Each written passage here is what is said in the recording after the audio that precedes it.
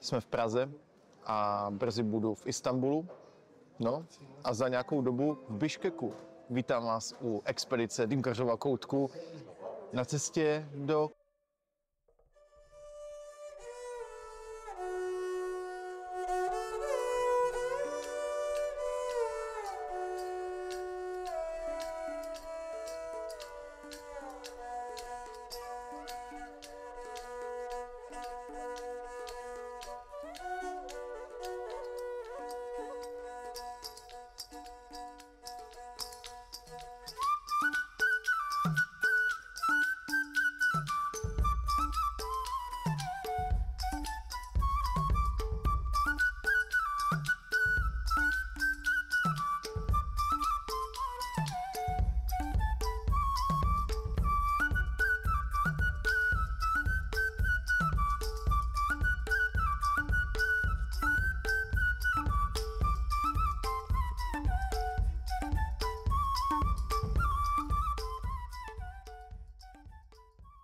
Kyrgyzstán.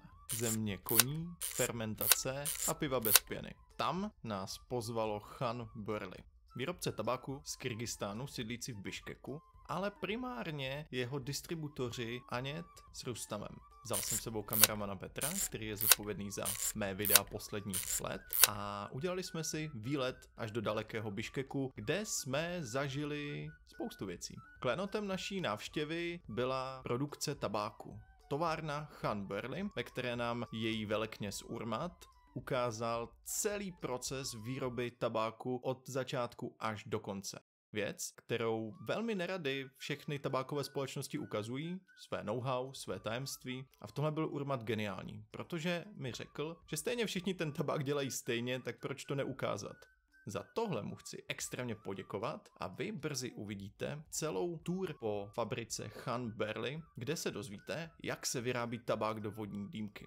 Složitě, jednoduše, pravdou je obojí a nejenom, že vám ukážeme všechny kroky toho procesu, ale vysvětlíme vám, proč se dějí a jak to dopadá na samotný tabák.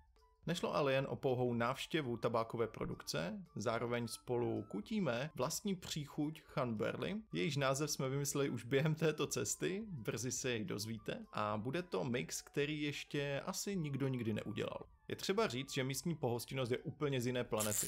Urmat s Anětem nás provedli Biškekem, a to od dýmkárny na rooftopu přes koňské hřbety v horách až po baňu, šílený saunový proces, kterého jsme byli oba svědky i oběťmi. Jedli jsme koně na 10 způsobů, navštívili jsme místní trhy, ukázali nám výměnu stráží u tamního pomníku, účastnili jsme se takového malého koncíku. Celkově Kyrgyzstán opravdu bohatá země, minimálně kulturně, a musím říct, že až jednou uvidíte Kyrgyze, už si ho s jiným Aziatem nespletete. Mají opravdu rozlišitelný vzhled a hlavně neustále se na vás smějí. S angličtinou tam příliš nepochodíte, proto jsem extrémně rád za Urmata, který vládl skvěle, jak taky brzy uslyšíte, a provedl nás. Zároveň se chci trošku omluvit za svoji angličtinu, protože tohle byla nová zkušenost i pro mě. Celé jsme to jeli na jeden záběr a neměli jsme žádný scénář. Prostě jsme to nechali na okamžiku a tak se občas tak trošku sekám a dělám své oblíbené takže za to se omlouvám, ale věřím, že vám to na zážitku neubere. Takže pojďme spolu do továrny Khan Burli. Pohodlně se usaďte, udělejte si k tomu dobrou dýmku a užijte si tour po tabákové fabrice. Ještě předtím bych vás chtěl požádat o klasický like, subscribe, zvoneček a celkově o sledování tvorby Dýmkařova koutku. Dali jsme si s tímto videem hodně práce a jeli jsme pro něj daleko, takže jakékoliv ocenění z vaší strany tímto způsobem, tedy přihlášením se k odběru videí a dalšího obsahu Dýmkařova koutku, mě velmi potěší. Díky moc, užijte si to. This is Urmat, the owner of the factory, and he will guide us through the whole process of making hookah tobacco called Khan Burli. So, welcome to Kyrgyzstan, first of all. Thank you very much. It's a pleasure being here. I've seen some productions, but this one is one of the tiniest ones and the most impressive ones. Oh, thank you. Thank you. Much appreciated. I'm very glad that we could, sustain it in the best way possible, and we'll go through every single detail, why we do this and why we do that and how it affects your end product and why we think that our product is very comfortable to smoke for your customers. Yeah, don't waste time with telling our life stories. Let's go to the tobacco process. Let's do it. So what's the first step? As the first step, you have to check your tobacco leaf. So Okay, let's do go, it right away. Let's go right away. So these are boxes of raw tobacco material. Exactly. So we procure it from Italy because Italy is very well known for its burley. So, for example, Germany is very well known for its blonde leaf, and Italy is very well known for its burley. And our supplier, he mixes a final blend for us, and he toasts it. Like toasting allows for the tobacco leaf to be smoother. It doesn't have any ammonia, and for that matter, it's very important for the tobacco leaf to be toasted. So you got the final product from Italy. You don't have to toast it here. You're well and safe and sound to go. Absolutely. So then we go to each box. We check the humidity level of the tobacco leaf. We have our own standards. You know, for like let's say for burley, it has to be 17%. We always check, as you can feel in the factory, that the humidity, it's kind of like, it's very cool and But stable. Stable. But as a remark for our viewers, that outside is plus 40. It is true. And here we just feel very comfortable because tobacco is very picky. It's a natural product. It has to be always be sustained at a certain level of humidity, of temperature. Otherwise, you know, bad things can happen. For example, if it's... You can remember 10 years and acclimatization. Exactly. So when it comes to like tobacco leaf, if it's too dry, it will crumble. You know, it will become like very, you know, like small particles. And when you... Like fragile. Very fragile, exactly. You know, and when you cook it, what's going to happen is that you will have the gluey consistencies. Like mash. Like mash, like kasha. Kasha. So, like kasha. So for that matter, it's very important for the humidity to be at the right point. Or, like, on the other side, if it's too wet, what's going to happen is it will not absorb any More syrup. molasses syrup. Exactly. So Can we take a look on the raw tobacco? Oh, yeah, absolutely. This is our equipment for just to... Yes. We clean our hookahs with this. Okay, yeah. Here you can see our tobacco leaf for burley, Han burley. Oh, Yeah, you just... amazing taste, smell. Yeah, the like you can smell that it kind of has a chocolatey, you know, aroma. Yeah, a bit of nuts. Yep, because it was toasted. So this is the base product. Nothing is cut. Yeah, it's shredded into smaller pieces. Exactly. But this is our starting point. It is. It is. Okay. And then So we go we move from on. there. We go to our tobacco cutter. So tobacco cutter allows you to get to the correct sizing because it's really important for the tobacco leaf to absorb all the syrup. When we make Han burley, our standard is 10 millimeters by 10 millimeters. So basically like that. Yeah, just like that. One centimeter by 1 centimeter. For example, in Everest we make 20 by 10. So Everest is your second brand, It's, Dark Leaf Tobacco. Dark Leaf Tobacco, it's our strongest brand. Even like Fedotov, he calculated that it's the strongest tobacco blend on the market in Russia. Oh, nice. Yes. We smoked it a while before. Strong as hell. Yep, it is. So it goes here, and let's show us. So because it's super dusty, you know, we just cover it with some plastic in order for it not to spread around. Yeah, imagine breathing that. Yeah, because Catherine the Great, she used to inhale tobacco leaf, and she did it by her left hand, and she would shake right hand. Because, like, at that time, people didn't know how to smoke it or what to do with it. They would just, you know, put in their nose. Yeah, sniff it, exactly. Okay. So here is a cutted leaf. You know, it has a very nice texture, you know, 10 by 10. And, you know, I can see the pieces, but you also mentioned the dust. Are you removing this kind of dust in any way, just in order to have leaf portion like that? Yeah, we try to separate, you know, Like steer it or... Yeah, just steering, just regular steering process. It just allows you to get rid of the dust, and also like dust is just... And you do it here? Just by hand. Okay, simple. Yeah, simple, but at the same time very effective. And then we get down to our sous vide process. So there are 4 main types. Now we are cooking. Yeah, now we're cooking, exactly. So there are 4 main types of cooking methods in shisha world.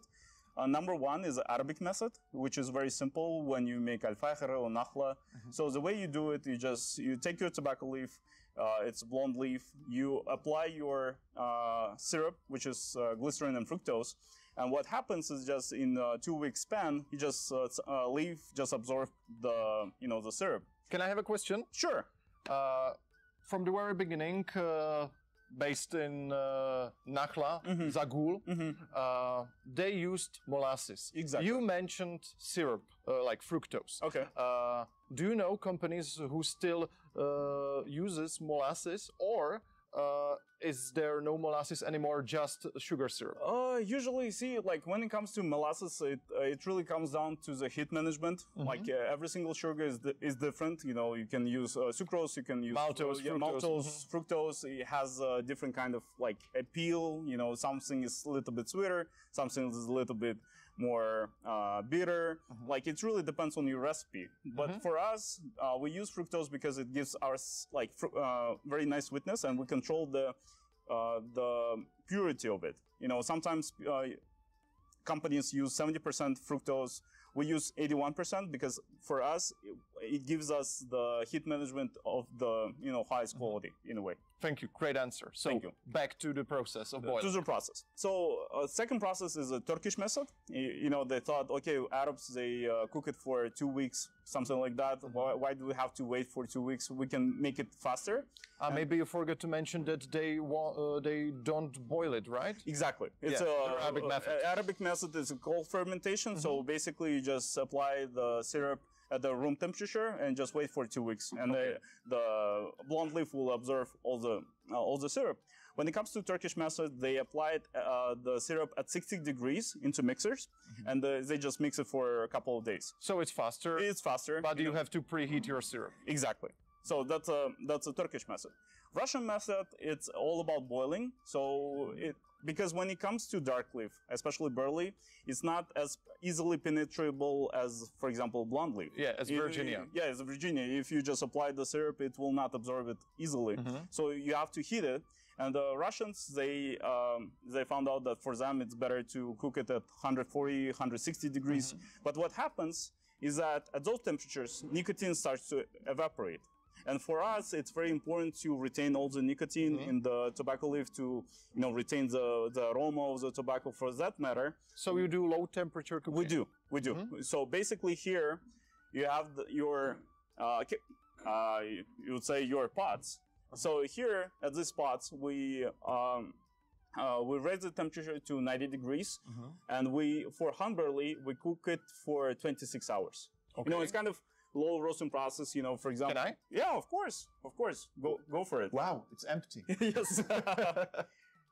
Okay, and the glycerin and syrup has a direct flow from here? Yep, exactly, from those barrels. So these 2 barrels, one is syrup, one is glycerin, and it just flows through these pipes here. You add the raw tobacco material, and then you cook it on 90 degrees Celsius. Yes, for 26 hours. For Everest, we cook it for 9.5 hours because we want to retain even more nicotine. We want to, just to have a kind of very nice kick when you smoke it, because it's all about being, strongest tobacco on the market. And there is no flavoring whatsoever no, by this point? Because when it comes to flavoring, flavoring doesn't like any heat. And for that matter, we'll always apply the aromas at a lower temperature. Okay, so what's the outcome? What's the outcome product from this process? Here. You can see here our batch. We call it base. So even in our product mix, we have the burley, which means just pure tobacco, no aroma was applied. And so this is the base for Han Burley. It is. It is. So let's have a touch. Okay. You can feel the the pure aroma. It's moist a bit. Yep, it is moist, but it's ready to absorb all the flavorings. It smells like dark chocolate, like 80% cacao. It is. And becomes dark because the caramelization process. For example, if you cook your that was one of my questions, to be honest. So when you have Virginia blonde leaf tobacco and it goes by the Arabic or Turkish method, the final result is bright. Yep. But when you cook the tobacco with your glycerin and syrup, it will become darker because of caramelization. Exactly, because like each tobacco leaf has sugars in it, and once you start cooking it for a long time, the sugars become caramel. So it will change color. Exactly. And for us, it's very important to get rid of the extra syrup because we don't see any value in it, since your tobacco leaf already absorbed the maximum of the syrup. So when I reach the bottom, like in the normal can of tobacco, yeah, you can see there is molasses. Yeah, just a little bit. Yeah, but it's not just like floating like for other brands, because for us it's very important for the for the end customer to have the the best the best product. And we missed one great step. You've already mentioned Everest, your strongest brand. Yep. And right next to us, there is a guy who is hand-picking the stems. Yep. Let's show it.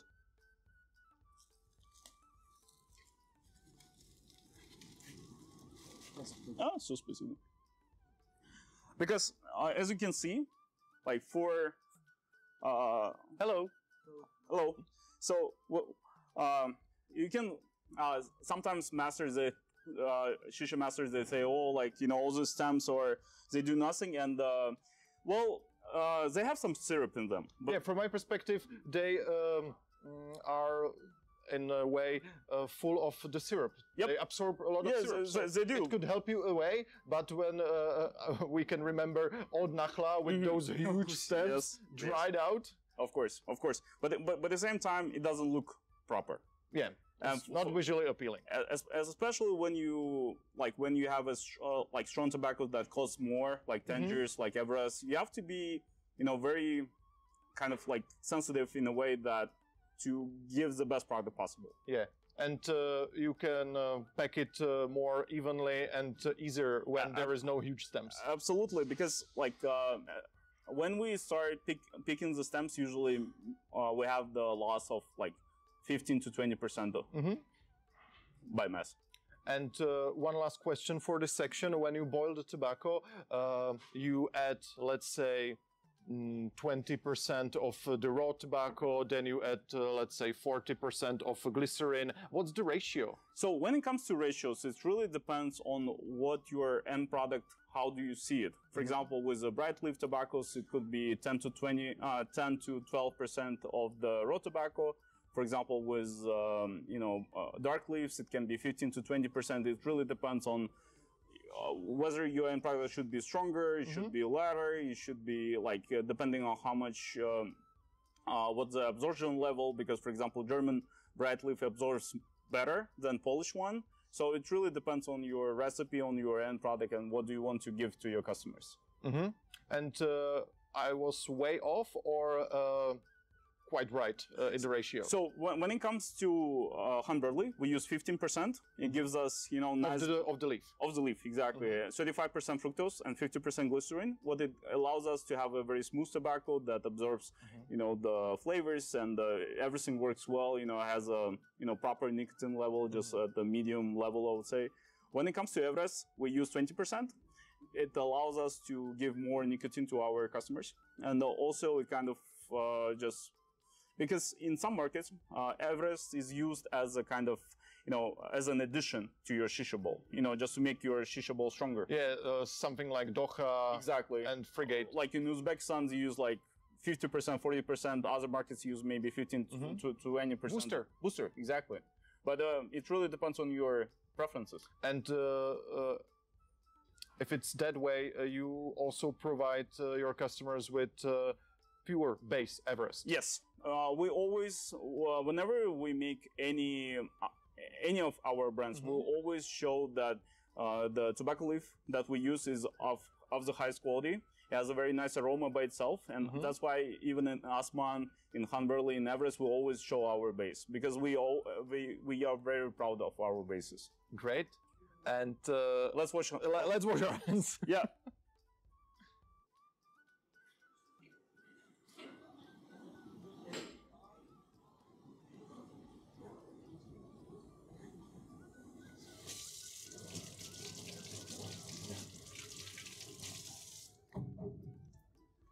So, what's the next step? We have our base ready. Yep. Time for flavoring? Yep, exactly. So we have 3 mixers. One is for 1 ton of end product, and 2 for half a ton product. So here's where the magic happens. We put our base here, and we calculate the recipe. Let's say I can fit myself inside. Yeah, you can. This big. But I won't. But Peter in that one.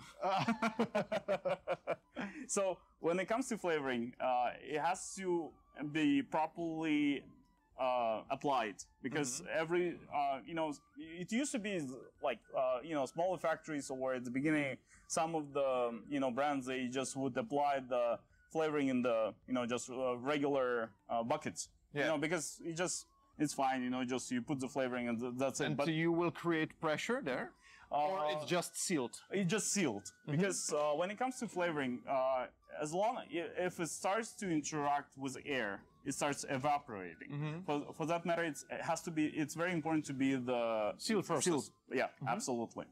And once we do that, maybe after 1 day, we check the quality. We see by smoking. Of course, we always smoke, so we have to check whether the recipe was done properly, whether it has to be adjusted, maybe added something in order to the quality of the certain. And do you have some kind of tick box sheet, let's say?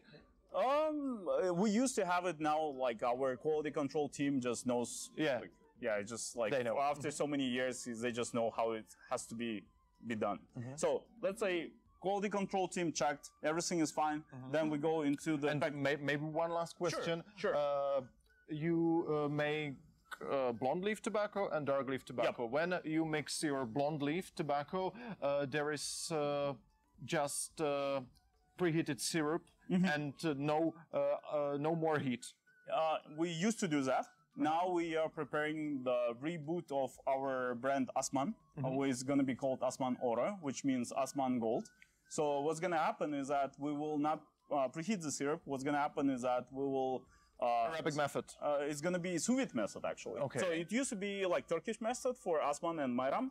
Mayram we still make by Turkish method, but with Assman it's going to be sous vide method, because we realize that even with Virginia, sous vide method is actually better. It penetrates the tobacco leaf much much more effective. So you will start boiling your blonde leaf tobacco the way you showed us. Yes, exactly. So it's going to be sous vide process. Boiling is 100 degrees and above. Okay, sous vide. Yeah. Because it's sorry. Yeah, it's alright. It's kind of the same way as when you cook at home. You cook some pork, for example, and you could fry it. But you could bake it for longer, or you could just, have it in the pot for a longer time, and it just will melt in your mouth. Great. So we have our tobacco mixed with flavorings. What's the next step? The next step is packaging, because it's all about the preservation. When for example, if you put it in a bucket like this one, what's going to happen? The syrup will go down, and the flavoring will kind of stick to the bottom of the. Yeah, you have to steer it. Yeah, you have to steer it, but then you never know whether it's gonna be always at the right consistency. At the some of the flavoring will be more intense, some of the flavoring will be less intense. Okay. For that matter, the best way is to pre-package it, because when it comes to packaging, the syrup and the tobacco will be always at the right consistency for all our customers around the world. That's our top priority, because for that matter, we know that the consistency will be the same in Czech Republic, in Azerbaijan, in China, in Russia, it's going to be the same. Full automatization. Yes, exactly. So yeah, a chunk of tobacco is cut here, Yep. packaged, and we're good to go. Yep. And you use 1 layer free, 2 layers Three layers, because when it comes to one layer of packaging of the pack itself. packaging, yeah, with one layer you always have a risk that it will burst out, or they'll have some kind of cut, or because of the stacking something will happen. But with 3 layers, you know that nothing will happen indefinitely with the tobacco. Can we see the package? Oh yeah, absolutely.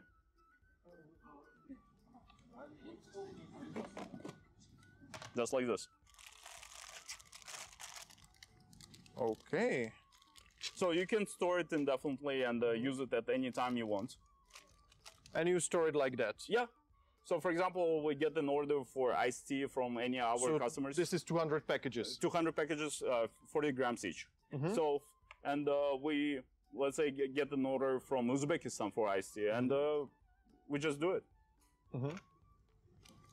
So this is the final and let's say step in the process. Kind of. I mean, the last step would be putting it into the final. Label it. Yeah, label it. So for example, this is ready to go. You just need to, like, you can go to any country at the moment. This cherry pop. So it can go to China, it can go to Czech Republic, but Czech Republic has a different... yeah, and you have to adjust the anti-smoking advertisement. Absolutely. Okay, right now you produce 50 grams and 200 grams? Or no, 40 grams. Like in terms of packaging, we use 40 grams and 100 grams, but when it comes to export and for our domestic use, it really depends on the order. Sometimes order comes for like 200 grams, so we combine 200 grams packages. That's how we do it. Or let's say in Czech Republic you order 50 grams, so we combine some of the tobacco that has been sealed, we unpack it and pack it for the certain market. I have a desire. Sure. Can you please show us how flavorings look like? Yeah, sure. Let's go.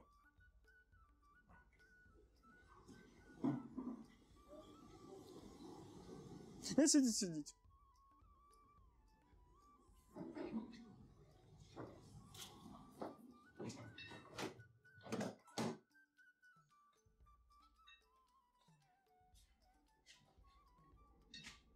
Let there be light, maybe. Just a moment. Справа? Okay. Yeah, I was this. So.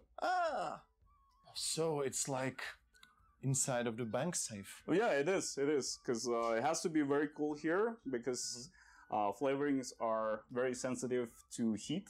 It has to be cool here. That's why. And maybe the sunlight when sunlight as well. That's why you can see that all the casings are like super hard, because that way you can know for sure that there will be no light, no heat, nothing will be applied to them.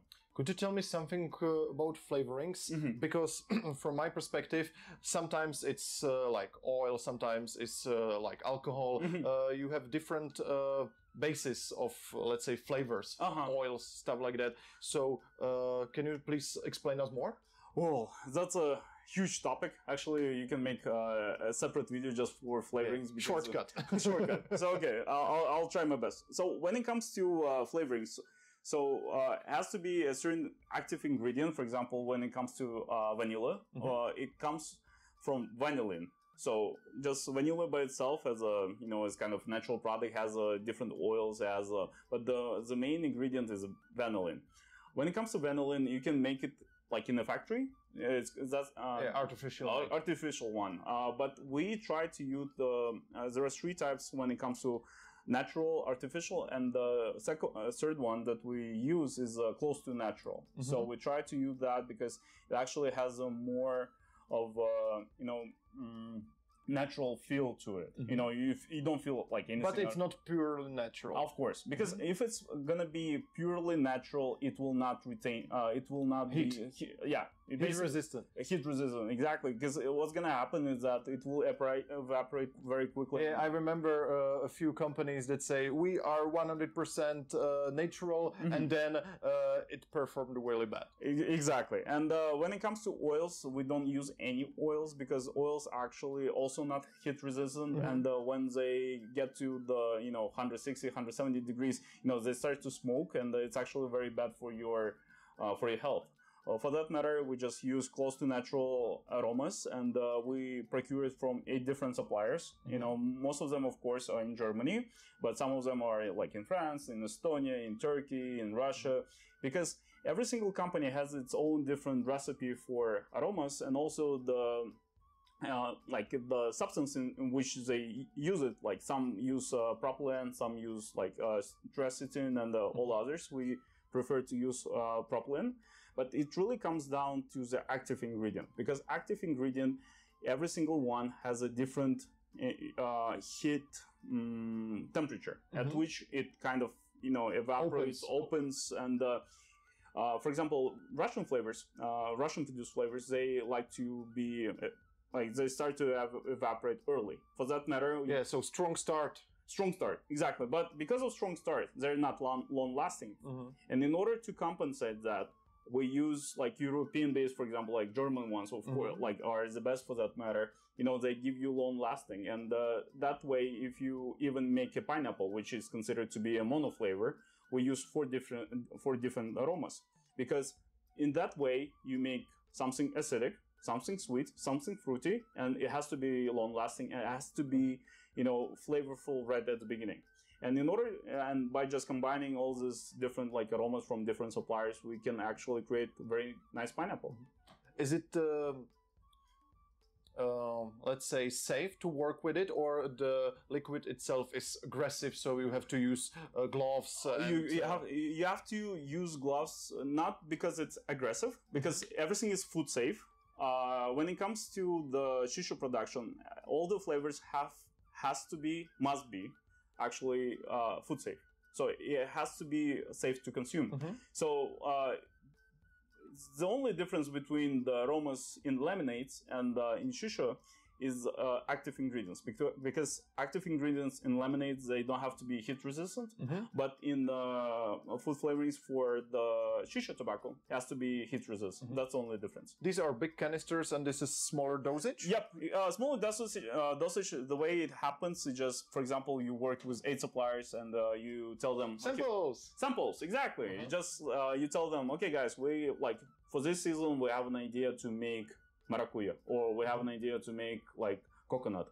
Just give us your samples, and each factory will send you like 10, 20 samples of the coconut or any other flavoring. It's really hard to make a good coconut. Exactly, because although people who work at the factories, they have their own idea, like from a chemical standpoint, of how create a coconut in order to have an idea of coconut. On top of that, they have to think, okay, this one is for shisha production, it has to be heat resistant, but at the same time it has to be sweet. How do we make sweetness? How do we make the flavor? So it's really hard work for them, but it's also very hard to work for us, because we have to to meet expectations from our customers, because some people like sweet maracuya, some people like acidic maracuya. So it really depends, and we always have to think about all our markets. I will stop you right here. Let's smoke. Yeah, let's smoke.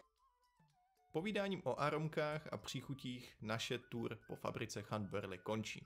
Pecka, že? Doufám, že jste si to užili, protože tyhle záběry jsou extrémně vzácné a doufám, že to třeba podnítí některé z vás k tomu, abyste následovali váš sen o výrobě vlastního tabáku, ideálně však ve vhodných podmínkách a ne doma ve vaně. A pokud vám to nestačilo, okamžitě klikejte na video hned následující, a to rozhovor s Urmatem, který jsme udělali v továrně hned po naší tour. Dozvíte se, jak tenhle celý proces nastartoval a kam se ještě s Khan Burley a svými jinými značkami chystá. Je to takové uzavření jednoho krásného dne ve fabrice a já věřím, že nabízí mnoho zajímavých informací ještě nad rámec tour, které jste byli právě svědky. Díky, že jste video dodívali až sem a budu vám velmi vděčný, když zanecháte odběr, kliknete na zvoneček a tak už vám žádná tvorba Dýmkařova koutku neujde. Mrkněte na další video s Urmatem a zase příště. Čus!